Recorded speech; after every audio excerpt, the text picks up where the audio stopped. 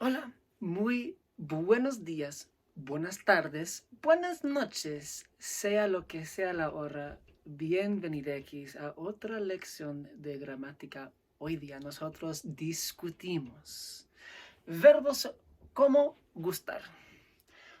In this video, we'll have a little bit of review. Gustar, what does it mean? And a grammar breakdown, comprehensive grammar breakdown, courtesy of yours truly. After that, práctica. Aplicamos el verbo gustar a las actividades extracurriculares. We might as well use what we're currently focusing on vocabulary-wise. So we'll kind of do two things at once there. And finally, verbs like gustar. These are a short list of verbs that function in the exact same way as gustar grammatically, and it helps us express our feelings about things in a variety of ways, whether we like them or not. Let's begin. So when you say me gusta, what do you mean? Or what does it mean, me gusta?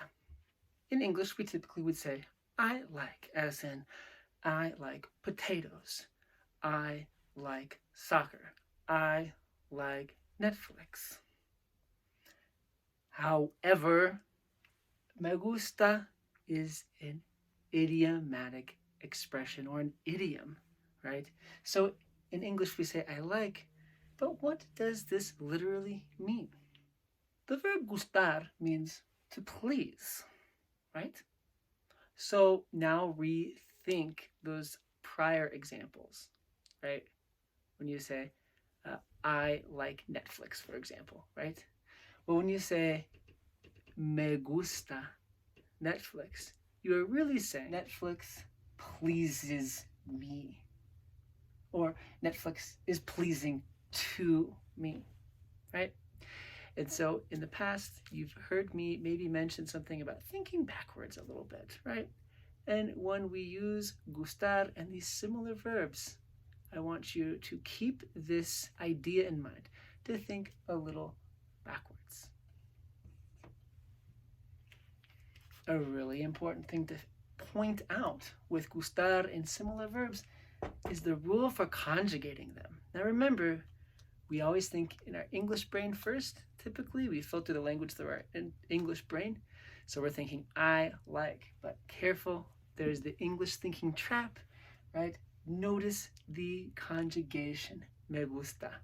What conjugation is that in the present tense?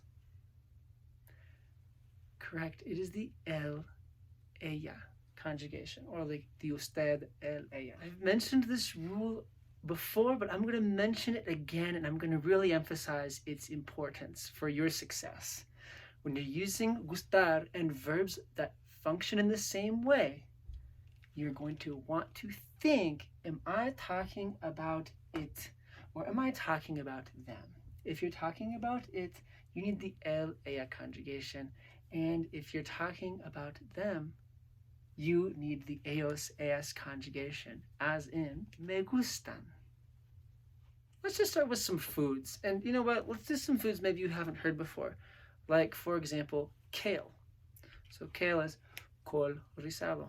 So if you want to say, I like kale, you are going to say, me gusta col rizado. But maybe you don't like kale. I'm guessing many of you don't. So, how do you say, I don't like kale? No me gusta col rizado. What about onions? I drew a picture for you, right? Onions, right? Are you talking about it or them, right? So it would be me gustan cebollas or no me gustan cebollas. What about cherries? Cerezas.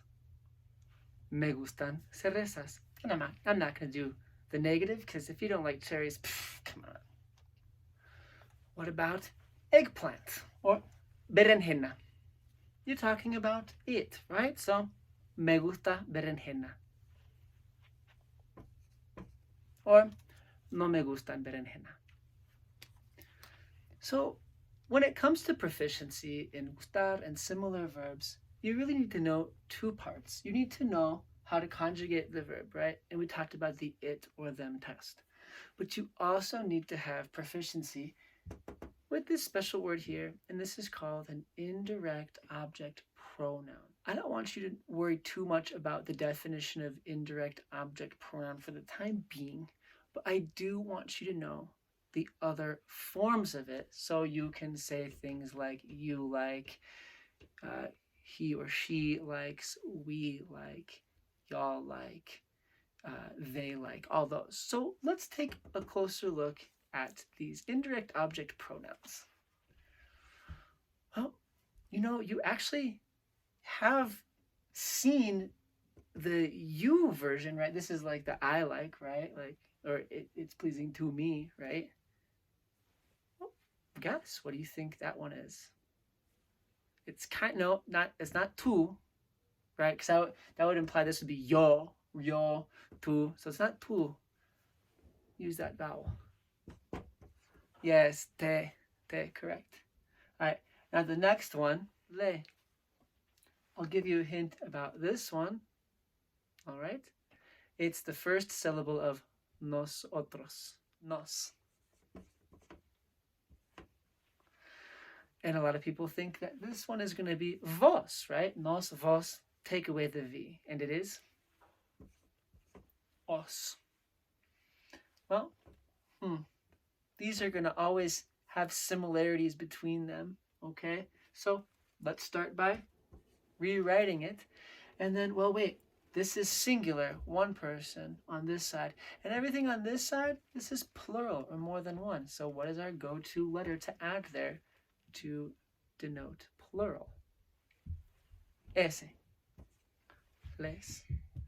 So all of your different possibilities of the gustar verb are me gusta or me gustan, right? So I like it or I like them. And then from there, te gusta, te gustan, le gusta, le gustan, nos gusta, nos gustan, os gusta, os gustan, les gusta, o les gustan. So really, this is going to be the trickiest thing to remember. Not necessarily this. This is easy stuff, right? It's either you add the A, right? Or AN, right? Super easy because of it and them. Just two conjugations that you're usually dealing with. There is one exception I'll show you really quick. If you tell someone, me gustas tú, you're saying like, I like you. Or if you think of it literally, you please me. Or you are a pleasing person to me. Me gustas tú. But generally, we just stick with the el, ella, or the ellos, ellas conjugations with these verbs, right? Me gusta, me gustan. Now, to give emphasis or clarification to an expression with gustar or a similar verb, you can add a mí, as in a mí me gusta. Now, you can also put this on the other side of the expression, as in me gusta a mí. So here they both are, again, written out for you. A mí me gusta. Me gusta a mí. But what if you are emphasizing or clarifying with a negation, right? Like saying you don't like it, a negative statement, right? The two options are a mí no me gusta or no me gusta a mí. Now here, right, a real quick little phrase mnemonic is think of amino, like amino acid, and just add me to it, right? Just practice that a little bit right now. Amino me, right? So just say amino, like amino acid, amino, and just add me, right? Amino me. Amino me. Amino me gusta. Easy. Now, when you say a mí for clarification, you are using what's called a prepositional pronoun, which is simply a pronoun that goes with a preposition. In this case, the preposition is in black here, in negro, right? It's like to. That's the preposition. And the pronoun here is going to be me, right? So again, guess, what do you think the rest of these are? A ti. Very good. This one, however, does not have an accent like you notice that one has. What about like to him, to her? It's actually just going to be the same as the subject pronoun. A ella no le gusta. What about you, sir, or madam, the formal, right? It's going to be the same thing. A usted no le gusta. And really, from here on out, it's going to be the exact same as the subject pronouns, what you are used to seeing like this in the conjugation chart, right? Like, for example, the other preposition or the other subject pronouns, are like yo, tú, right? El, ella, usted, what you're used to seeing. So really, it's just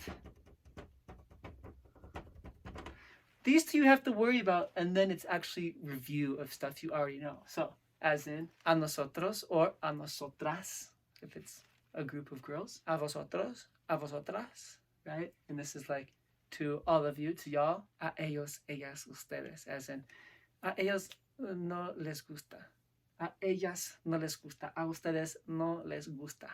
Now, a super easy way to use verbs like gustar is to combine them with an infinitive, unconjugated verb. So we actually already have a bunch of different verbs for this current unit with extracurricular activities. So let's just use those. You know what? Let's actually put this to a little bit of like a musical rhythm because when we do a little bit of musical kind of practice, it actually activates that right hemisphere, that creative hemisphere. And even if it's not your thing, right, it's a really valuable tool to tap that part of your brain in this process. Because really, if you think of it, Spanish is a very musical language. So it's going to be something like this. Like we'll do the question twice for each verb, right? We're going to start with cantar. Then we'll just do the same thing with bailar, correr, and dormir. And we will answer in the affirmative, like, yeah, I like singing. And then I don't like singing, we'll add the no in there, okay? So it'll be like this. ¿A ti te gusta cantar? A mí me gusta cantar. ¿A ti te gusta cantar? A mí no me gusta cantar. Bailar. ¿A ti te gusta bailar? A mí me gusta bailar. ¿A ti te gusta bailar? A mí no me gusta bailar. ¿A ti te gusta correr? A mí me gusta correr. ¿A ti te gusta correr? A mí no me gusta correr. ¿A ti te gusta dormir? A mí me gusta dormir. ¿A ti te gusta dormir? A mí sí me gusta dormir. ¿Cómo no me gusta dormir? ¿Cierto? Anyways, let's keep on going.